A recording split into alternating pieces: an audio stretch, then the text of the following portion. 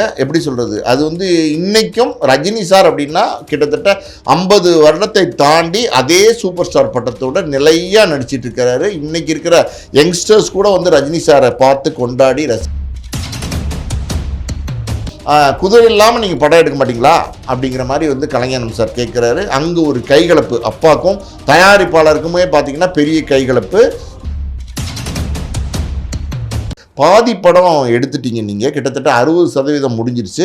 இந்த சூழ்நிலையில் நீங்கள் வந்து படப்பிடிப்பை நிறுத்திட்டீங்கன்னா என்னுடைய வாழ்க்கையே கெட்டு போயிடும் அப்படின்னு ரஜினிகாந்த் அப்பாட்ட சொல்கிறாரு.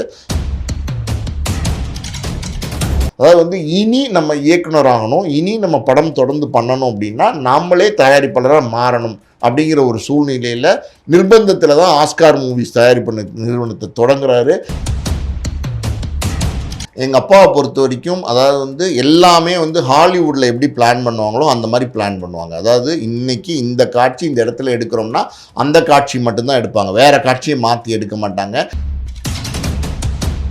நாளைக்கு ஊட்டியில் 7 மணிக்கு படப்பிடிப்பில் கலந்துக்கலைன்னா நான் வேறு மாதிரி மாறிடுவேன் அப்படிங்கிற மாதிரி ஒரு கோபமாக பேசி அனுப்பிச்சிடுறாரு. அவர் வந்து அந்த விழாவில் போய் கலந்துக்கிட்டு 7 மணிக்கெலாம் வந்து அந்த ஷீல்டை எம்ஜிஆர் கையில் வாங்கிட்டு அப்போவே கார் எடுத்து அவருடைய சொந்த காரில் பயணித்து ஊட்டிக்கு வரார். இப்போ சமீபத்தில் சினிமா அது வேறு மாதிரி போயிடுச்சு, சினிமாவுடைய போக்கே வேறு மாதிரி போயிடுச்சு. இப்போ ரொம்ப ஆபத்தாக இருக்குது, சினிமாவை எடுக்கிறதுங்கிறது ரொம்ப ஆபத்தாக இருக்குது. காண்டம் மீடியா நேயர்களுக்கு வணக்கம். நான் உங்கள் விஜயாஸ்மின். இன்னைக்கு நம்மளோட கெஸ்ட் யாருன்னு பார்த்தீங்கன்னா சினிமா விமர்சகர் மற்றும் ஆஸ்கார் மூவிஸ் ப்ரொடியூசர் பாலாஜி பிரபு சார் அவர்கள் தான். வணக்கம் சார். வணக்கம் சார். இப்போ எடுக்க போகிற இன்டர்வியூ உங்களோட பர்சனல் இன்டர்வியூ கூட எடுத்துக்கலாம். டைரக்டர் எம் பாஸ்கர் அவர்களை பற்றியும் உங்களை பற்றியும் ஆஸ்கார் மூவி ப்ரொடக்ஷனை பற்றியும் நிறைய விஷயங்களை பகிர்ந்துக்கலான்னு தான் நான் நினைக்கிறேன். ஆஸ்கார் ப்ரொடக்ஷனை பற்றி இப்போ இருக்கிற பிரபலங்கள்லாம் நிறைய விஷயங்களை பகிர்ந்துட்டு வராங்க. அந்த வகையில் எப்படிப்பட்ட படங்கள்லாம் ஆஸ்கார் மூவி கொடுத்துருக்கு? ஏன்னா அவர் ரீசெண்டாக ஒரு இன்டர்வியூவில் கூட அமீர் அவர்கள் சொல்லியிருக்காரு, ஆஸ்கார் ப்ரொடக்ஷனை வச்சு தான் படமே பார்ப்பாங்க சில பேர் அப்படின்லாம் சொல்லியிருக்காங்க. எந்த அளவுக்கு கொடுத்துருக்கு சார் படங்களை? முதல்ல வந்து என்னுடைய தந்தையார் director M Bhaskar Oscar movies நிறுவனத்தை வந்து 1980 வந்து ஆரம்பித்தார். அதுக்கு முன்னாடியே பார்த்திங்கன்னா 1965 சினிமாவில் இருக்கார். டைரக்டர் ஸ்ரீதர் அவர் வந்து ஒரு பெரிய ட்ரெண்ட் செட்டர் டைரக்டர். அவர்கிட்ட வந்து அசிஸ்டண்ட்டாக சேர்ந்து அசோசியேட்டாக இருந்து கிட்டத்தட்ட 14 வருடங்கள் கிட்டத்தட்ட 30 படங்களுக்கு மேலே வந்து உதவி இயக்குனராக பணியாற்றிட்டு அதுக்கப்புறம் ஸ்ரீதர் டைரக்டர்கிட்டருந்து வெளியில் வந்து தேவர் ஃபிலிம்ஸ், தேவர் கதை இலாக்கா அப்படின்னு ஒரு கதை இலாக்கா வந்து அந்த காலத்தில் இருந்துச்சு. அந்த இலாக்காவோட வேலை என்ன அப்படின்னா கதையை பற்றி விவாதம் பண்ணுவாங்க. பல பிரபலங்கள் வந்து அந்த கதை விவாதத்தில் கலந்துக்குவாங்க.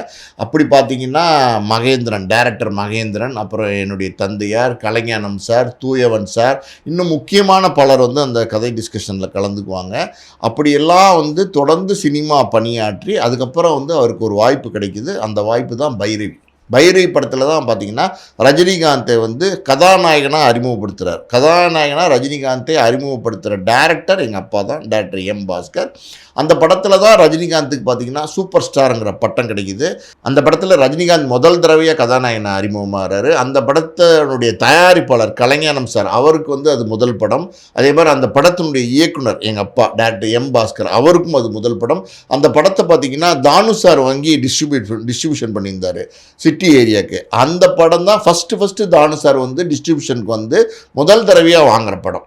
ஸோ பல பேர் பார்த்திங்கன்னா அந்த படத்தின் மூலமாக சினிமா துறைக்கு வந்திருக்காங்க, பெரிய இடத்தை அடைஞ்சிருக்காங்க. எப்படி சொல்கிறது, அது வந்து இன்றைக்கும் ரஜினி சார் அப்படின்னா கிட்டத்தட்ட 50 வருடத்தை தாண்டி அதே சூப்பர் ஸ்டார் பட்டத்தோட நிலையாக நடிச்சிட்டு இருக்கிறாரு. இன்றைக்கி இருக்கிற யங்ஸ்டர்ஸ் கூட வந்து ரஜினி சாரை பார்த்து கொண்டாடி ரசிக்கிற அளவுக்கு வந்து ஒரு ஆக்ஷன் ஹீரோவாக, ஒரு மாஸ் ஹீரோவாக, ஒரு காமெடி எல்லாமே கலந்து பண்ணக்கூடிய மக்களுக்கு பிடிச்ச ஒரு கதாநாயகனாக ரஜினி சார் இருக்கார். அவர் அந்த படத்தில் தான் ஹீரோவாக அறிமுகமாகிறாரு.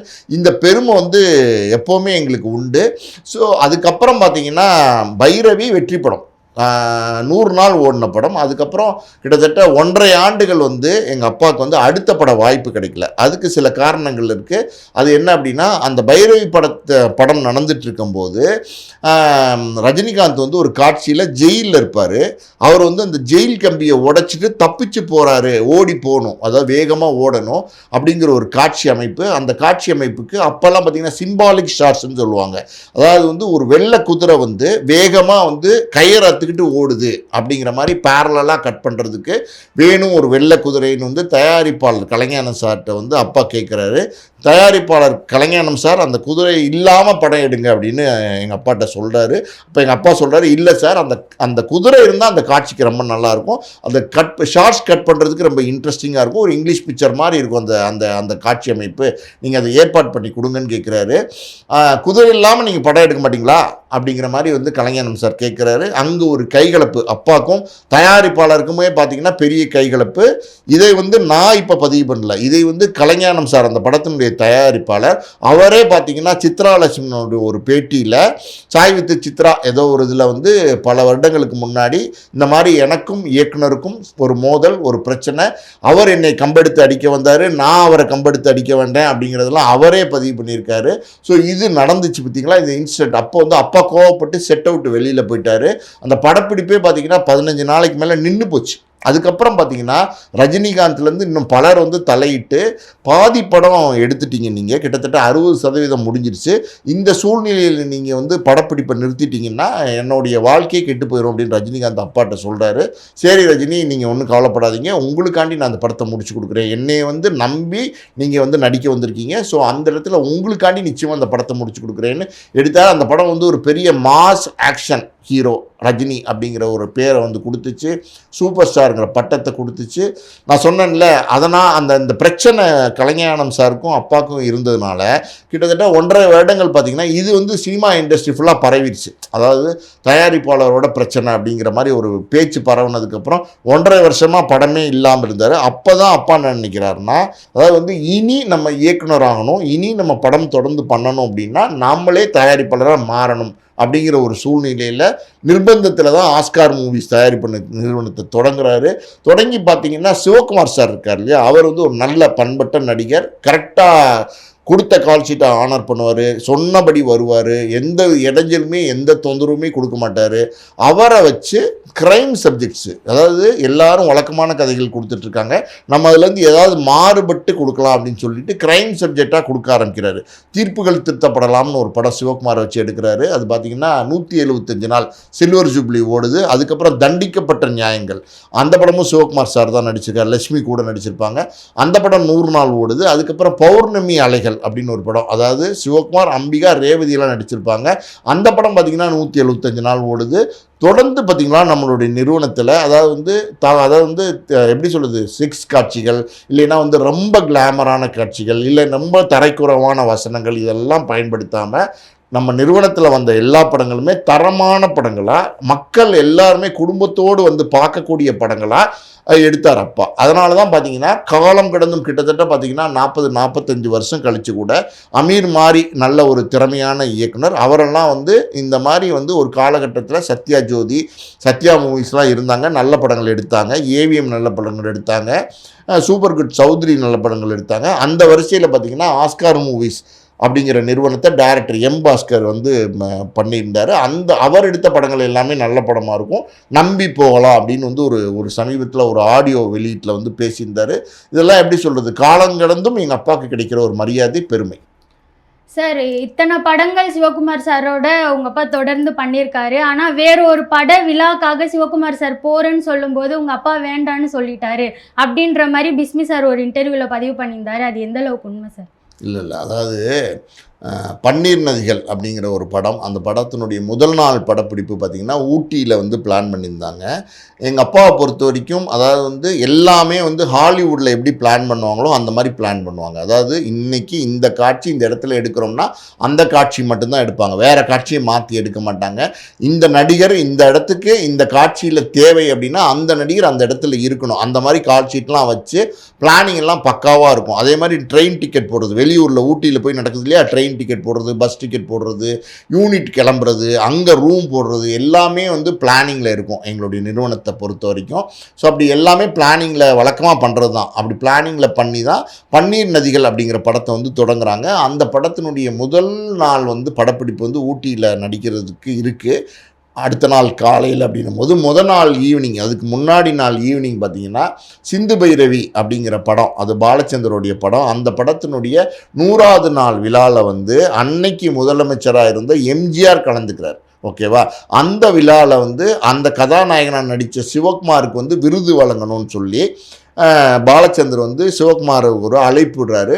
சிவகுமார் என்ன செய்கிறாரு, நான் அந்த விழாவில் கலந்துக்கிட்டு நான் ஒரு நாள் மட்டும் தள்ளி அந்த படப்பிடிப்பில் வந்து கலந்துக்கிறேன் அப்படின்னு சொல்லி அப்பாட்ட ஒரு பர்மிஷன் கேட்குறாரு. அப்பா வந்து அந்த பர்மிஷன் கொடுக்கறதுக்கு மறுத்துறாரு. அதாவது முடியாது, நான் வந்து படப்பிடிப்பு வந்து பிளான் பண்ணிட்டேன், உங்களுக்கு நான் அட்வான்ஸ் கொடுத்துருக்கேன், எனக்கு நீங்கள் தேதி கொடுத்துருக்கீங்க, நீங்கள் அதில் விழாவில் கலந்துக்கிறத பற்றியெல்லாம் எனக்கு தெரியாது, எனக்கு சொன்னபடி சொன்ன நேரத்தில் நீங்கள் வந்து படப்பிடிப்பில் கலந்துக்கணும் அப்படின்னு ஸ்ட்ரிக்டாக சொல்லிடுறாரு. அதனால் என்ன ஆகுதுன்னா சிவகுமார் சாருக்கு ஒரு மன வருத்தம். அதனால் என்ன பண்ணுறாருன்னா அன்னைக்கு அவருக்கு போட்டிருந்த ஃப்ளைட் டிக்கெட்டை நமக்கு திருப்பி கொடுத்து விட்டுறாரு அவர் மேனேஜர் மூலமாக. அவர் மேனேஜர் வந்து இந்த ஃப்ளைட் டிக்கெட்டு கொடுத்தோன்னா அப்பா என்ன சொல்கிறாரு, அதாவது ஃப்ளைட் டிக்கெட்டை திருப்பி கொடுத்து விட்டாரு, அப்போனா வரமாட்டார்னு அர்த்தமா? நாளைக்கு ஊட்டியில் 7 மணிக்கு படப்பிடிப்பில் கலந்துக்கலைன்னா நான் வேறு மாதிரி மாறிடுவேன் அப்படிங்கிற மாதிரி ஒரு கோபமாக பேசி அனுப்பிச்சிடுறாரு.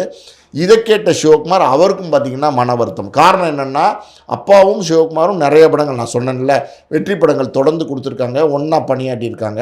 இவ்வளோ தூரம் வந்து ஃப்ரெண்ட்ஷிப்பாக இருக்கும்போது இப்படி வந்து ஸ்ட்ரிக்டாக நம்மளை வந்து விழாக்கு அனுப்ப மாட்டேங்கிறாரு அப்படிங்கிற கோவத்தில் அவர் வந்து அந்த விழாவில் போய் கலந்துக்கிட்டு 7 மணிக்கெலாம் வந்து அந்த ஷீல்டை எம்ஜிஆர் கையில் வாங்கிட்டு அப்போவே கார் எடுத்து அவருடைய சொந்த காரில் பயணித்து ஊட்டிக்கு வரார். ஊட்டிக்கு வந்து கரெக்டாக பார்த்திங்கன்னா 6:55 மேக்கப்போடு நின்று நான் வந்துட்டேன், உங்கள் டைரக்டரை கேமராவை ஆன் பண்ண சொல்லுங்கள், ஷார்ட்கட் சொல்லுங்கள் அப்படின்னு சிவகுமார் சொல்கிறாரு.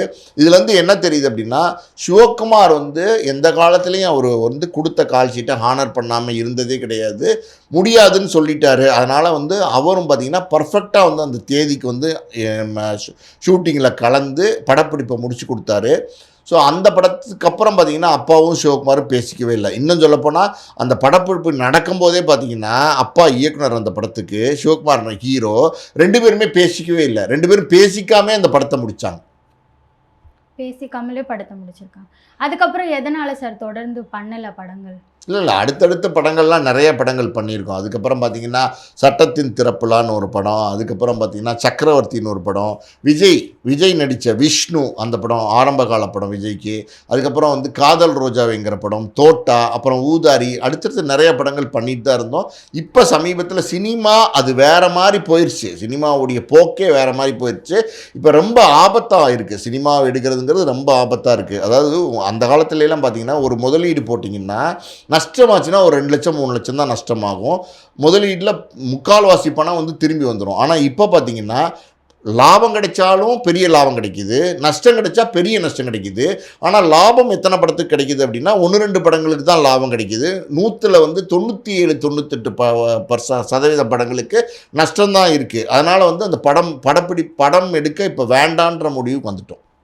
இதுக்கப்புறம் படம் பண்ணுற மாதிரி இல்லையா சார்? அது தெரியல, அதெல்லாம் வந்து காலம்தான் முடிவு பண்ணும். இப்போ சினிமா இதுக்கு வந்து குவாலிஃபிகேஷன்லாம் கிடையாது. அதாவது நீங்கள் வந்து இப்போ அடுத்து படம் பண்ணணும்னு நாளைக்கு நினச்சிங்கன்னா நாளை கழிச்சு கூட ஷூட்டிங் போகலாம். அதனால் அது காலம்தான் முடிவு பண்ணும். சார், இன்னொரு விஷயம் டைரக்டர் அமீர் அவர்கள் பதிச்சிருந்தாரு, ஆஸ்கார் மூவிஸ் அளவுக்கு இப்போ படம் பண்ணுறதுக்கு யாரும் இல்லை, அந்த இடத்த வந்து நீலம் ஃபிலிம்ஸ் தான் இப்போ ஃபில் பண்ணுது அப்படின்ற மாதிரி சொல்லியிருந்தாங்க. அது எந்த அளவுக்கு உண்மை சார்? இல்லை, இன்றைக்கும் வந்து சில நிறுவனங்கள் வந்து தரமான படங்களை வந்து தொடர்ந்து கொடுத்துட்டு தான் இருக்காங்க. அந்த வகையில் பார்த்திங்கன்னா ரஞ்சித்தோட நீலம் தயாரிப்பு வந்து நிறைய நல்ல படங்களை வந்து தொடர்ந்து கொடுத்துட்ருக்குறாங்க.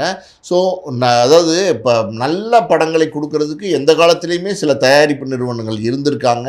அதே மாதிரி சில இயக்குநர்களும் நல்ல படங்களை கொடுக்க இருந்திருக்கிறாங்க. இப்போயுமே பார்த்திங்கன்னா ஒரு பக்கம் கமர்ஷியல் சினிமா, அதாவது விஜய், அஜித், ரஜினி, கமல் இவங்கெல்லாம் நடிக்கிறதெல்லாம் பார்த்திங்கன்னா டோட்டல் கமர்ஷியல் சினிமாவாக இருக்கும். இன்னொரு இன்னொரு பக்கம் பார்த்தீங்கன்னா சில தயாரிப்பு நிறுவனங்கள் நல்ல தரமான படங்களை வந்து தொடர்ந்து கொடுத்துட்டு தான் இருக்காங்க.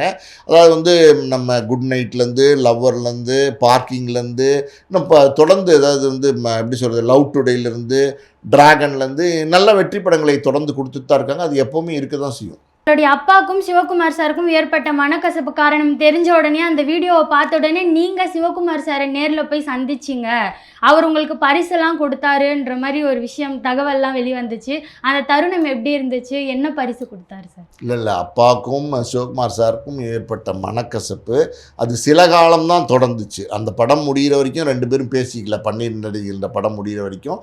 அதுக்கப்புறம் பார்த்திங்கன்னா ஒரு 1-2 ஆண்டுகளில் சிவகுமாரோட தாயார் வந்து இறந்து போயிட்டாங்க.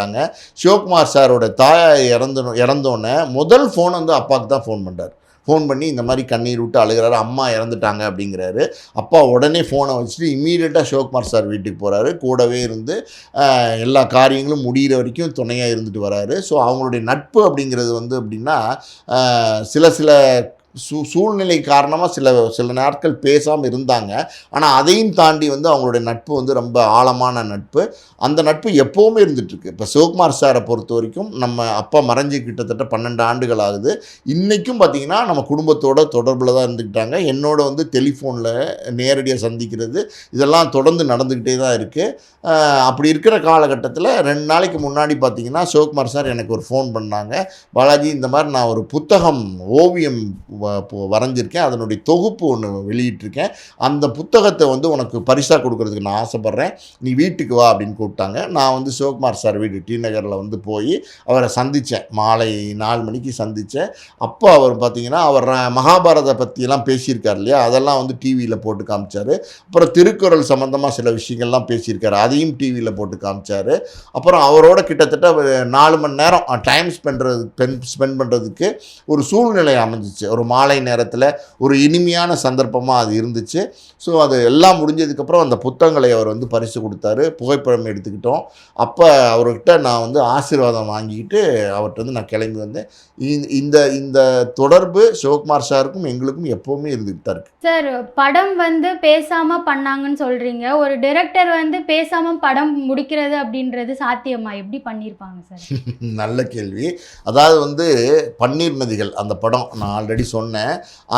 அந்த படத்தினுடைய முதல் நாள் படப்பிடிப்பு அன்னைக்கே பார்த்தீங்கன்னா இயக்குனரும் நடிகரும் பேசிக்கிறதே கிடையாது. 2 பேரும் வந்து ஹாய் ஹலோ கூட சொல்லிக்கிறதே இல்லை. காலங்காத்தால் வந்து ஒவ்வொரு நாளைக்கும் ஷூட்டிங்க்கு வரும்போது சிவகுமார் சார் வந்து அப்பாவை பார்த்து குட் மார்னிங் அப்படின்னு சொல்லுவார், அப்பா வந்து குட் மார்னிங்னு சொல்லுவார். இவ்வளோதான் 2 பேருக்குள்ள உறவாக இருந்துச்சு. அதுக்கு மேலே பார்த்தீங்கன்னா அவங்க எந்த சூழ்நிலையுமே பேசிக்கல. தொடர்ந்து பார்த்தீங்கன்னா 45 நாள் அந்த படப்பிடிப்பு வந்து நடந்துச்சு. பாடல் காட்சி நடந்துச்சு, சண்டை காட்சி நடந்துச்சு. அதாவது முக்கால்வாசி படப்பிடிப்பு வந்து ஊட்டியில் நடந்துச்சு. ஸோ எல்லாம் ஒன்றா இருந்தாங்க, ஒன்றா தான் பக்கத்தில் சாப்பிட்டாங்க, எல்லாமே நடந்துச்சு. ஆனால் 2 பேரும் பேசிக்கவே இல்லை. எப்படி ஒரு படத்தினுடைய இயக்குனரும் அந்த படத்தினுடைய ஹீரோவும் பேசிக்காமல் படப்பிடிப்பு நடத்த முடியும் அப்படின்னு ஒரு கேள்வி உங்களுக்கு வரும். அது எப்படி நடந்துச்சு அப்படின்னா, இப்போ சிவகுமார் சார் நடிக்கிறதுல இன்னும் கொஞ்சம் பெட்டராக இருக்கணும் அப்படின்னு நினச்சாருன்னா அப்பா அஸ் அ டைரக்டர் அவர் வந்து அவருடைய அசிஸ்டன்ட் டைரக்டரை கூப்பிட்டு, அப்பா அவர் இன்னும் 1 மோர் போகலான்னு சொல்லு அப்படின்னு சொல்லுவார். அந்த அசிஸ்டன்ட் டைரக்டர் போய் சிவகுமார் சார்கிட்ட சொல்லுவார், டைரக்டர் ஒரு 1 மோர் கேட்குறாரு அப்படின்னு சொல்லுவார். சிவகுமார் சார் சொல்லுவார், எதுக்கு 1 மோர், நான் நல்லா தானே நடித்தேன், எதுக்கு 1 மோர் அப்படின்னு கேட்பார். உடனே வந்து இல்லை சார் டைரக்டர் கேட்குறாரு அப்படின்னா, அப்படியா சரி 1 மோர் போங்க அப்படின்னுவார். உடனே பார்த்திங்கன்னா ஒரு 1 மோர் போவாங்க, அவர் நடிப்பார்.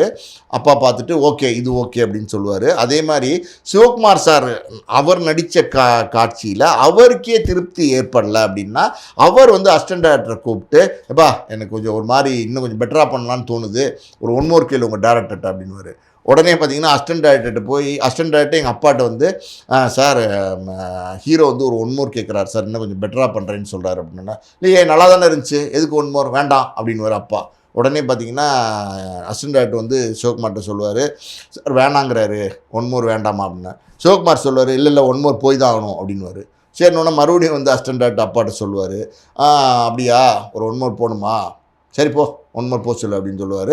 உடனே பார்த்தீங்கன்னா மறுபடியும் ஒரு டேக் எடுப்பாங்க, சிவகுமார் சார் நடித்து கொடுப்பாரு.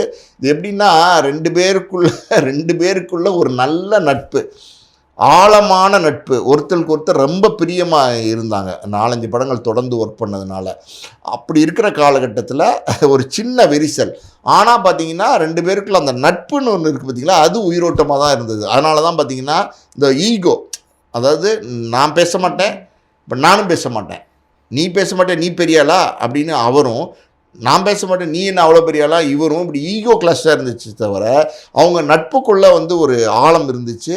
அது வந்து இன்றைக்கும் வெளிப்பட்டுட்டு தான் இருக்குது. அப்படி தான் அந்த படப்பிடிப்பு நடந்துச்சு. ஆஸ்கார் மூவிஸை பற்றியும் எம் பாஸ்கர், தயாரிப்பாளர் எம் பாஸ்கர் அவர்களை பற்றியும் பல விஷயங்களை பகிர்ந்ததுக்கு நன்றி சார். நன்றி.